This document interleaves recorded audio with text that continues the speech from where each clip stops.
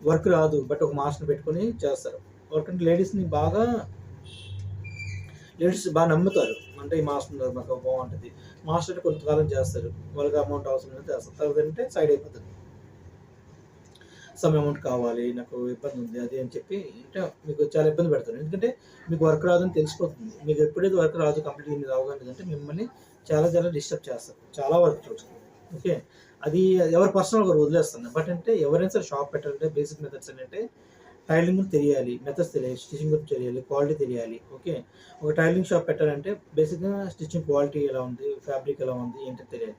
ఒక cloth showroom పెట్టామనుకోండి, బట్టలు అమ్మడం ఏంటంటే ఒక 10 రూపాయలు తెచ్చి వస్తే 20 రూపాయలకి అమ్మొచ్చు, అది ఈజీ, ఎవరైనా చేయగలుగుతారు.